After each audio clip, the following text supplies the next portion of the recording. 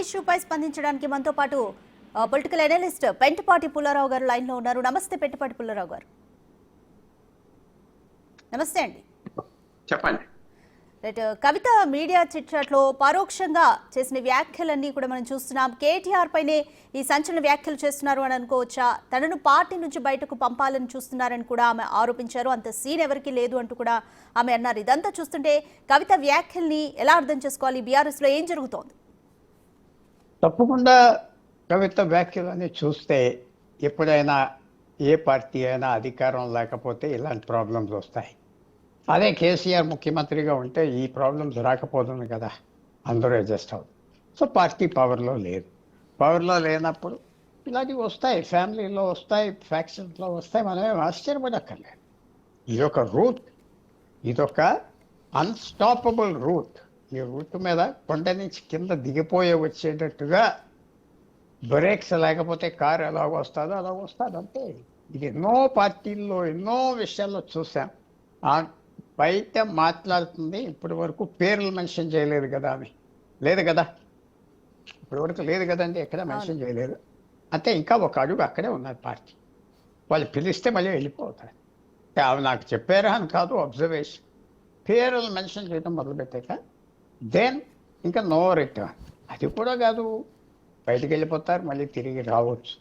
ఫైనల్గా ఇది ఫైనల్ కాదు, మనం చూడాలి. ఆమె పవర్లో లేదు కాబట్టి తప్పకుండా ఆ పార్టీలో ఆమె మీద లోపల ఏదో కొంచెం ప్రాబ్లమ్స్ ఉన్నాయి.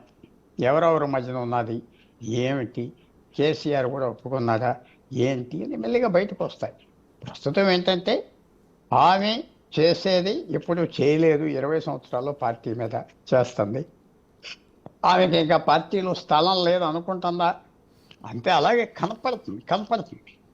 ఇంకా ఫైనల్ అవ్వలేదు కదా, ఫైనల్ అవుతే కానీ అయిపోయినట్టుగా మనం చెప్పుకోవాలి. ఇప్పుడు ఒక ట్రెండ్ ఆమెలాగా ఈ మాటల్లో ఈ యాక్టివిటీసు అదొక స్ట్రాటజీయా, కోపంతో అంటుందా, నాకు లెక్కలేదు చూసుకుంటానంటుందా అది చూడాలి. ఒకటి మాత్రం ఫ్యాక్ట్ ఏమిటంటే ఆమె పార్టీ నుంచి బయటకు వస్తే పార్టీ ఆమెను బయటికి పంపరు.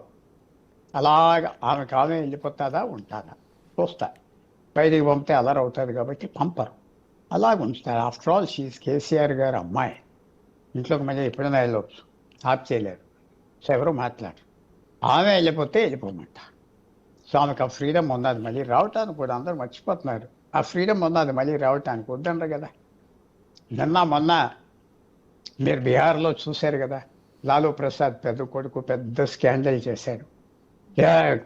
ఫ్యామిలీ నుంచి గెంటేసాం అనే, తర్వాత పార్టీ నుంచి సస్పెండ్ చేస్తాం ఇలాంటి. మళ్ళీ నిన్నటి నుంచి ఆ తల్లి మాట్లాడుతున్న మాజీ ముఖ్యమంత్రి వాళ్ళతో, దానికి ఏమంటారు మీరు చెప్పండి. అందువల్ల మనం వెయిట్ అండ్ వాచ్. కానీ ఒకటి మాత్రం నేను చెప్పను, ఆమెకి 2, 3 ఆప్షన్స్ ఉన్నాయంటే కొత్త పార్టీ ఆమె పెట్టుకుంటుందా, కాంగ్రెస్ పార్టీ జాయిన్ అవుతుందా, ఇంకో ఏమైనా సైలెంట్గా ఉంటారా అంటే. కాంగ్రెస్ పార్టీలో ఇంత పెద్ద నాయకురాలు రానివ్వరు అనుకుంటానా, ఎందుకంటే వాళ్ళు అధికారంలో ఉన్నారు. అధికారంలో లేకపోతే రాని కూర్చేస్తారు, ఎమ్మెల్యే ఇస్తారు, టికెట్లు దెబ్బలాడమంట. అధికారంలో ఉన్నారు కాబట్టి వాళ్ళు ఏం చేయరు. బీజేపీ ఎలా జాయిన్ అవ్వరు. కొత్త పార్టీ అంటే చాలా కష్టం. పెట్టుకోవచ్చు, కన్వెన్షన్ పెట్టుకుని ఒక మ్యారేజ్ హాల్లో 1000 మందిని పిలవచ్చు, మాట్లాడతారు, జిల్లా కన్వీనర్లు అంటారు, అంతా చేయొచ్చు. స్కోప్ ఉన్నది. స్కోప్ లేదని నేను ఎందుకనాలి? ఎవరైనా పార్టీ పెట్టి 2-3% ఓట్లు తెచ్చుకుంటే గొప్పవాడే. సో చిన్న రాష్ట్రం, 119 ఎంతమంది 17 ఎమ్మెల్యేలు ఉన్నారు. కేరళ స్టేట్ అంత సైజు, కేరళలో 20 యాక్టివ్ పార్టీలు ఉన్నారు. వాళ్ళకి ఎంపీలు ఉన్నారు, ఎమ్మెల్యేలు ఉన్నారు. ఎమ్మెల్యే ఎంపీ లేకపోతే చైర్మన్షిప్ ఇచ్చారు, ఉద్యోగాలు ఏదో గవర్నమెంట్ ఉద్యోగాలు వాళ్ళకి ఇచ్చారు 20 పార్టీలకి 2 పక్కల. సో వాళ్ళకి స్కోప్ ఉన్నాయి. ప్రస్తుతం 3 పార్టీలు ఉన్నాయి, ఎంఐఎంతో 4. 5వ పార్టీకి ఇంకో పార్టీకి స్థలం ఉన్నది, క్యాండిడేట్స్ దొరుకుతారు. మరి ఆమెకు ఆ ధైర్యం ఉండి చేస్తారా? ఆమెకి ఎంత చారిస్మా ఉన్నది. పార్టీ బీఆర్ఎస్ పార్టీ నుంచి బయటకు వచ్చి కేసీఆర్, కేటీఆర్, హరీష్ రావు అలాంటి నాయకులు నీడ నుంచి బయటకు వస్తే ఎంతమంది పలుకుతారు, ఎంతమంది వస్తారు చూడాలి.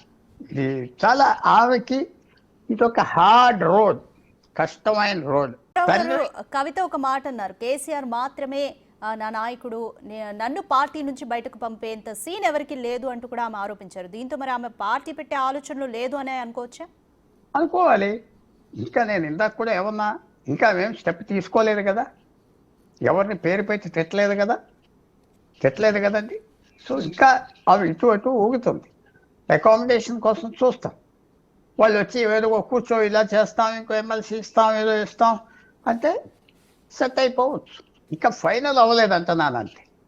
ఫైనల్ సీన్ రాలేదు.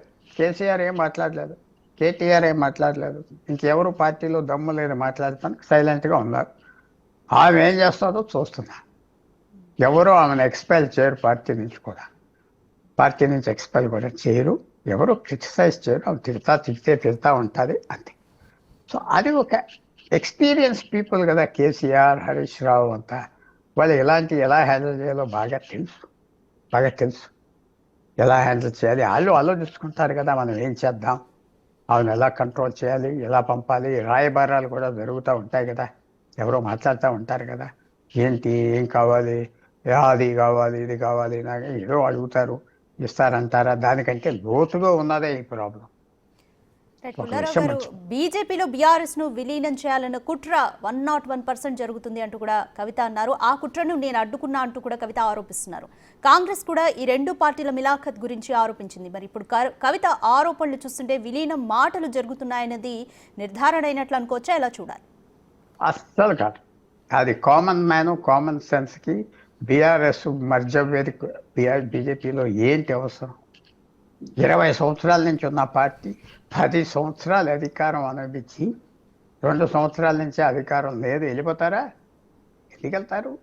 వాళ్ళు 20% ఓట్లు ఉన్నాయో 15% ఓట్లు ఉన్నాయో ఎందుకు వెళ్తారు? ఎందుకు విలీనం అయిపోతే ఏమొస్తుంది వాళ్ళకి? ఆ అలయన్స్ ఎప్పుడైనా పెట్టుకోవచ్చు, కానీ విలీనం అనేది అవుట్. ఇప్పుడు అవన్న మాటలన్నీ కొన్ని రోజుల వరకు ఇంపాక్ట్ఫుల్గా ఉంటాయి. తర్వాత మర్చిపోతారు, వెళ్ళిపోతారు, అది మొదలుకి వెళ్ళిపోతారు. ఆమె ఎక్కడికి వెళ్తారు చూడాలి, ఆమె ఏం చేస్తారో చూడాలి. ఒకటి మాత్రం చెప్తా, ఆ పార్టీ నుంచి బయటకు వస్తే మాత్రం ఆమెకి చాలా కష్టం రోజులు ఉంటాయి. ఎవరు పట్టించుకోరు. రాజకీయంలో మీరు చూస్తున్నారు కదా, మంత్రిగా ఉన్నంతసేపు అందరూ వెనకాల తిరుగుతారు. మంత్రి పోగానే మళ్ళీ ఎవడన్నా మాట్లాడతారా? చూస్తున్నారు కదా మీరు.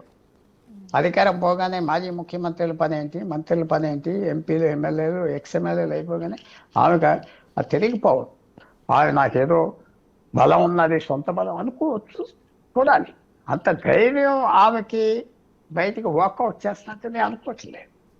తండ్రితో ఏదో గొడవ జరుగుతుంది, తండ్రి సెటిల్ చేయొచ్చు, సెటిల్ చేసి తండ్రి టైం కొనవచ్చు.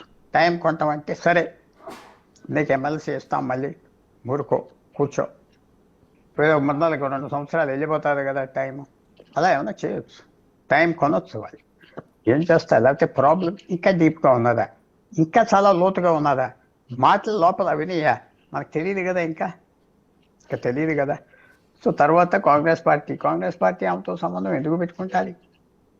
ఢిల్లీ వెళ్ళిపోయి వీళ్ళు మాట్లాడారంటే అప్పుడు తండ్రి గురించి మాట్లాడారు. తండ్రి లేకపోతే కష్టం, మర్యాద ఉండదు. ఈ పాలిటిక్స్ అనేది చాలా క్రూవల్ బిజినెస్.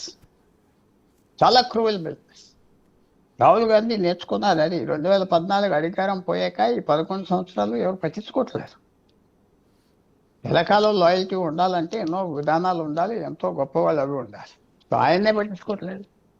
అది ఈ తెలంగాణలో కర్ణాటకలో గవర్నమెంట్స్ లేకపోతే అసలు దిగితే ఇక్కడ ఎవరు కుర్చీ కూడా వేయరు. నాకు తెలుసు కదా. ఆమెకు తెలీదా? ఆమెకు తెలుసు. ఐ డోంట్ థింక్ కేసీఆర్ని వదులుతారు